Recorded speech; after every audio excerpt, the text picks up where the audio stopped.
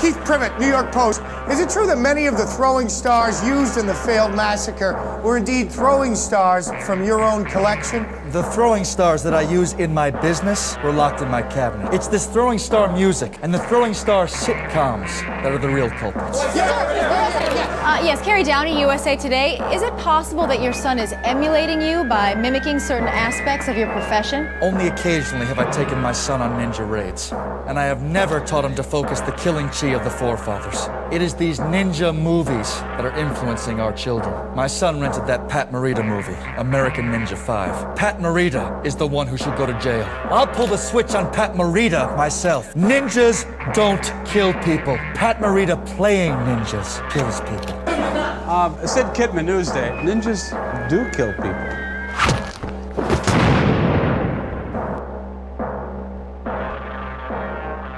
What's up, everybody, and welcome back to another YoJoeJerk toy review.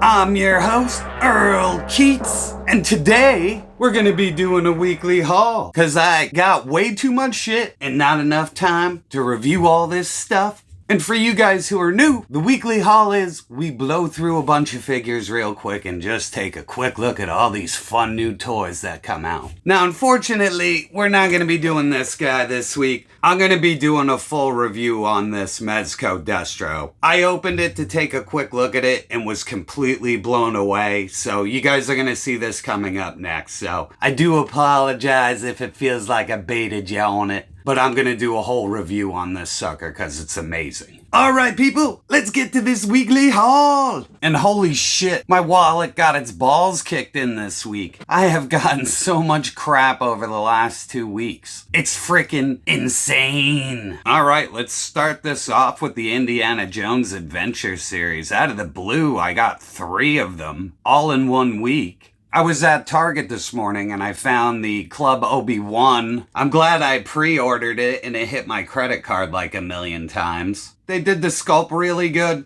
I like the suited body. This would really work good for a James Bond body. Overall, a fun sculpt. There's really not much to go over. The head sculpt looks really good. Like I said in my previous videos about the Indiana Jones line, that the sculpting and the face paints would get better, and that's pretty spot on. I really dig that. They also fixed the floating neck thing, so now it's just sculpted on, which I don't mind at all, because there's no gap it. So at least they fixed that. Fun figure, but like I said, why even pre-order if I'm gonna find it in store first? Next up, we got Donovan from Indiana Jones and the Last Crusade, and I think they crushed it. This figure looks great. Cool boots, they got the safari jacket down really well, the tie looks good, the face sculpt looks just out of control. He comes with the Grail, a gun. It's got the Star Wars Black Series articulation. They fixed the neck gappage so the collar isn't just floating with the tie.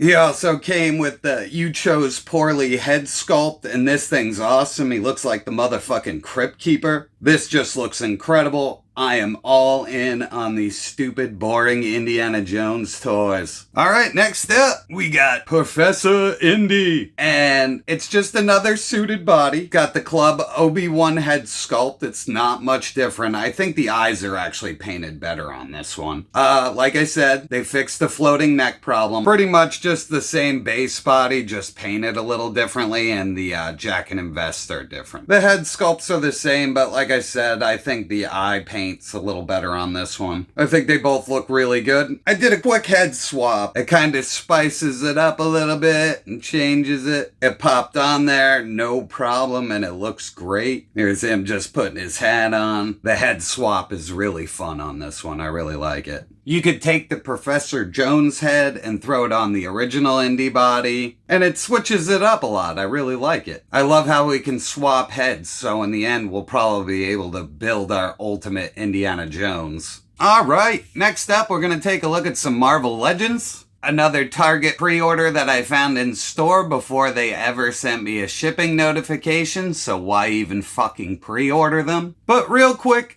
it's a basic Ant-Man, and I fucking love it. The head sculpts on the Marvel Legends just keep getting better and better. Just look how detailed and nice that all looks. The paint isn't ridiculous. Even the swirly plastic just looks so good on this helmet. But just overall, just a really, really, really good update for Ant-Man. I really dig this. For the Avengers shelf, this is fucking awesome. Alright, real quick, we're gonna look at Monet. This is a great female body and a head sculpt for a Marvel Legend. And there's a lot of detail going on. This figure, she's actually built like a woman. So at least I think the Marvel Legends team is starting to get that, you know, these are superheroes. They're drawn that way, so why not make them that way? So you're probably going to see this Monet head on some YoJoeJerk girls in the future, but good articulation, good everything. I really, really, really like this Monet figure. I highly recommend it. Just,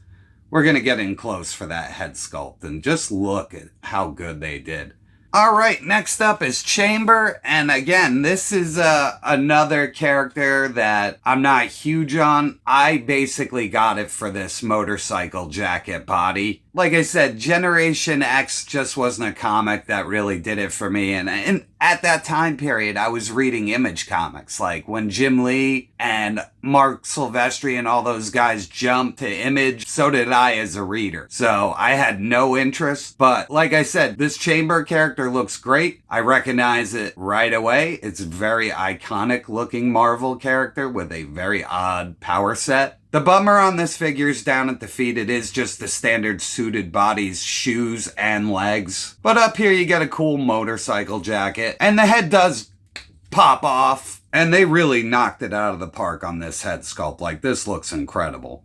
Like, even down to here, up here, on the sides. Like, this is really impressive work right here. But, like I said, I mainly got it just for the suited body. There's Peter Parker looking like a badass. Alright, we're gonna take a look at the Astonishing X-Men Cyclops. And it's just a standard Cyclops. It follows the artwork from the Astonishing X-Men comic books. Like, this is John Cassaday's art, just jumped off the page. Not a big fan of the visor. You can pull it out. There is red set in there, but it's so set back. His head just looks kind of hollow and unnatural. But I like it. All the lines on the costume are correct. The articulation's good. I like the butterfly joints. Just another good Cyclops for building an Astonishing X-Men team. Alright, we got Corsair up next. This guy is the Summer's father. This is a great figure, probably my favorite so far. His head sculpt's a little big, but I don't mind it at all because they nailed it. I mean, this looks like Corsair straight out of the comics. His crazy sci-fi pistol is appropriate. His sword is the exact sword that comes with the comic version Star-Lord that just came out. And I just love the Cosmic Marvel stuff, all the space stuff with that. So I love all the Marvel space stuff, and getting Corsair is just great. And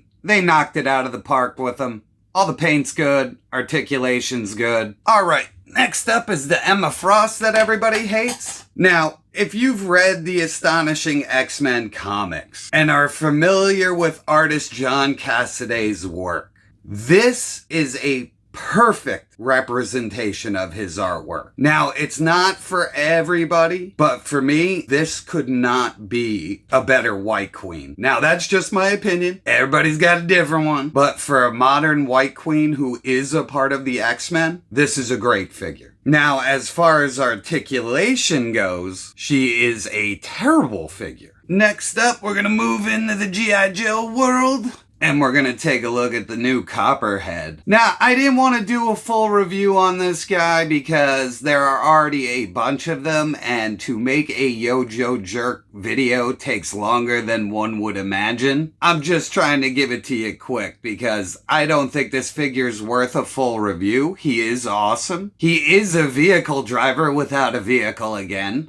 He's very well built. His accessories are really fun. I don't really have much to say in the way of anything bad about him. This pistol isn't made out of the ooey gooey plastic, or it's just not as gummy. The machete is made out of that plastic, but that's okay. This wave is like the tattoo wave for G.I. Joe. I didn't even notice that right there. But this one looks a little faded, so they did a great job on that. It looks like he's had that tattoo for a long time. The head sculpt and the paint are great. You couldn't really ask for better for a modern update of Copperhead. The only thing I have a complaint about are these little tab overs that Hasbro makes. I fucking hate them. You have to fight them to get them in all the time, and half the time they don't work. The one over here wasn't so bad, but I hope they don't keep doing this. I really hate these. I would rather an open holster any day of the week. But Copperhead, very awesome figure. Dig him a lot. And then there was Torpedo.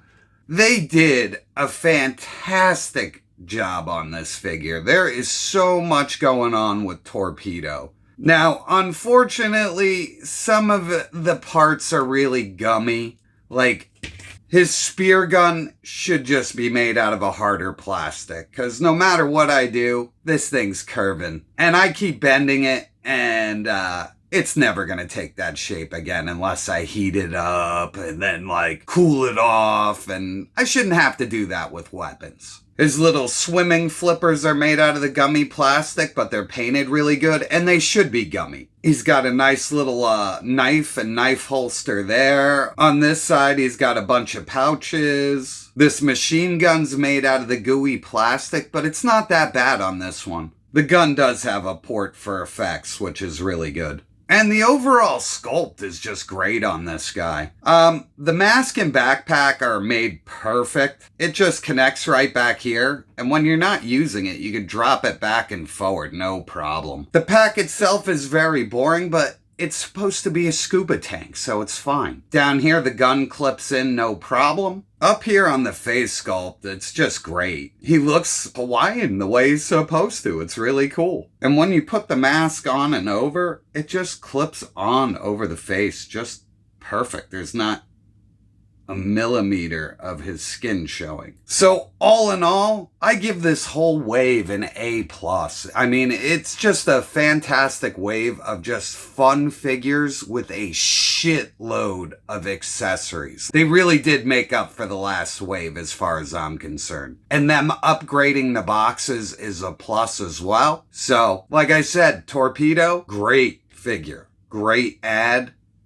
Awesome. And now I'd like to take a second to give a shout out to 2 channels who have supported me from the beginning and have always been awesome. So I want you guys to check them out and give their channels a shot. Right here is my buddy Tony at Toy Games. He keeps it real and he's a great guy and he is amazing at customs. Over here, we have one of the best toy hunters in the business and a hell of a nice guy. Over here, we have my buddy Disavowed. Please check him out. He does awesome live streams. Right now, he's doing a retrospective on the animated X-Men series every week that you should go and check out. And that's all the plugging I'm going to do right now. The next review is going to be this Destro. As you're watching this video, I am hard at work reviewing this. And let me tell you, anybody who doubts this Mezco G.I. Joe line is completely insane. When I opened the box, I was fucking blown away. But that is a story for another review. So at the end of the day, Marvel Legends is knocking it out of the park. I'm very happy with all my pickups from them. The Indiana Jones Adventure series continues to be fun as hell. I love them. The rest of the wave of the G.I. Joe classified figures were awesome. I'm sorry I didn't do full reviews on them, but there are a ton of good reviews out there already, so you can check them out yourself. And all in all, even though my wallet got its balls kicked in, I'm a happy guy. And that's it this week, people. I'd like to thank you for stopping by, and I'll catch you on the next review. Don't forget to like, share, and subscribe.